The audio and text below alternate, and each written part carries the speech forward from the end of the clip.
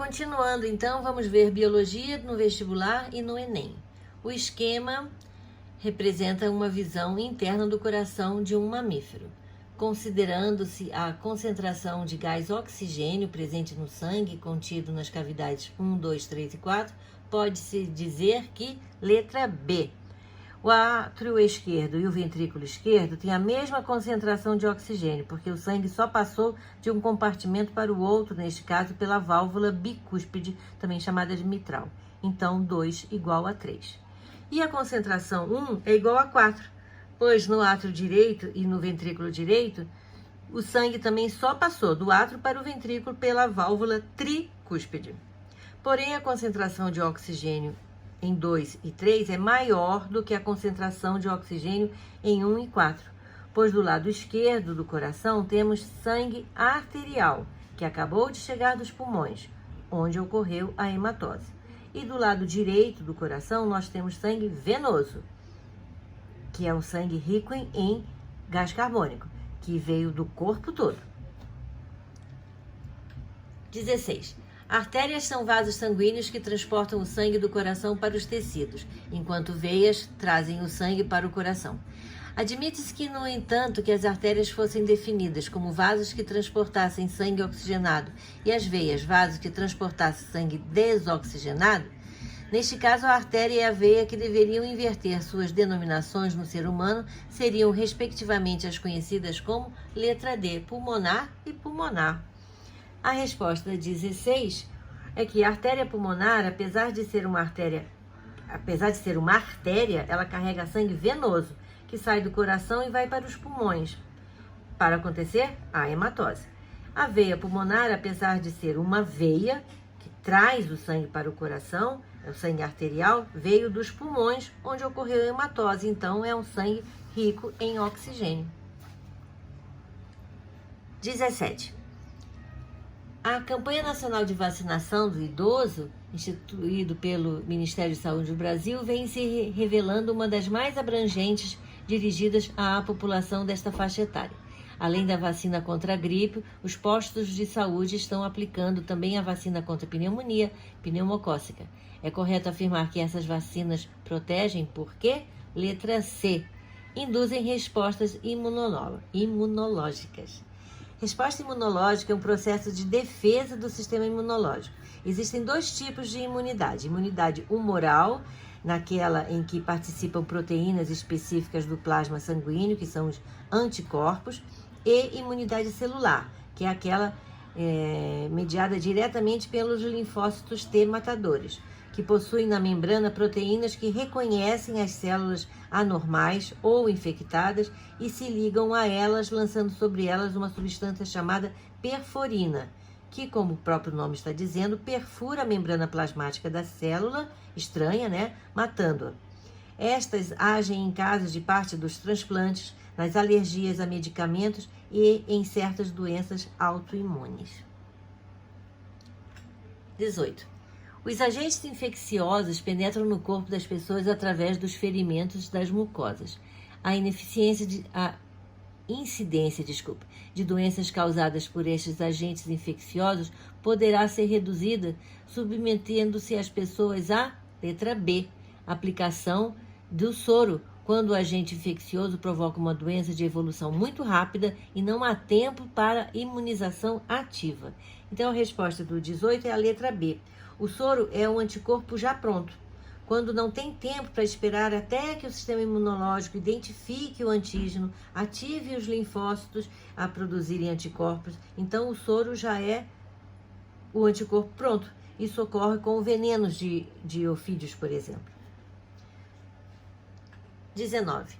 A variação da quantidade de anticorpos específicos foi medida por meio de uma experiência controlada em 2 crianças, durante certo período de tempo.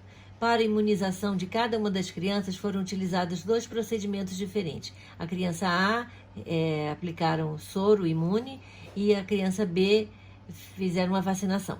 O gráfico que melhor representa as taxas de variação na quantidade de anticorpos nas crianças 1 e 2 é a letra B. A resposta da 19 é a letra B.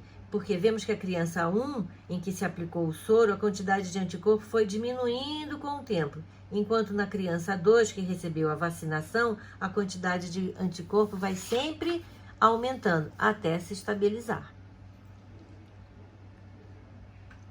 20. Na imunização ativa, o antígeno é introduzido no organismo e provoca a fabricação de anticorpos. Na imunização passiva, o anticorpo é fabricado fora do organismo a ser imunizado e introduzido pronto. É exemplo de imunização ativa a letra A, aplicação de vacina, como por exemplo a vacina tríplice. A vacina tríplice, que protege contra sarampo, cachumba e rubéola, induz o organismo a produzir anticorpos contra esses 3 vírus. Ela foi criada em 1992 e faz parte do calendário de vacinação com dose única aos 15 meses de idade da criança. Pensando nisso, eu estou aqui vendo que eu tive rubéola e tive sarampo. Né? Não tinha vacina. Item 21. Em algumas doenças humanas, o funcionamento dos rins fica comprometido. São consequências diretas do mau funcionamento dos rins a letra A, o acúmulo de produtos nitrogenados tóxicos no sangue e elevação da pressão arterial. Isso acontece porque, quando os rins não reabsorvem corretamente e não filtram o sangue corretamente, há um acúmulo de produtos nitrogenados tóxicos no sangue. E também, quando a função renal está preservada, uma elevação na pressão arterial conduz que o rim aumente a excreção de sódio e água, com redução no volume sanguíneo do retorno venoso e, desta forma, mantém a pressão dentro da normalidade. E assim pode-se relacionar o funcionamento dos rins, no caso, com a pressão sanguínea. 22. Considere 2 indivíduos adultos metabolicamente normais, designados por A e B. O indivíduo A tem uma dieta rica em proteínas e pobre em carboidratos. O indivíduo B, ao contrário, tem uma dieta pobre em proteínas e rica em carboidratos. Pode-se prever que na urina do indivíduo A exista a letra B, maior concentração de ureia que na urina de B e que não se encontre glicose na urina de ambos. Por quê? Já discutimos isso, que a ureia é proveniente da metabolização das proteínas e no caso dos carboidratos são metabolizados em açúcares. 23. Um laboratório de análise clínica recebeu 3 amostras de urina de 3 homens diferentes. Após as análises, as amostras revelaram a seguinte composição: amostra 1, ureia, ácido úrico, água, cloreto de sódio. Amostra 2, ácido úrico, proteínas, água e cloreto de sódio. Amostra 3, proteínas, ureia, água e glicose. São indicativos de funcionamento renal normal. Letra E, apenas A1. A ureia, ácido úrico, a água e o cloreto de sódio fazem parte da composição da urina de um indivíduo com saúde normal, isso é, o indivíduo 1. 24. Em condições normais, qual a substância encontrada no glomérulo de Malpighi, mas não na cápsula de Balmo? Letra E, porque as proteínas são moléculas muito grandes e então não são reabsorvidas pela cápsula de Balmo. Atenção, reparem que quando se trata de rim, de sistema excretor, sistema urinário, a gente fala em reabsorção. E quando nós falamos em intestino, nós falamos em absorção, tá? Até a próxima.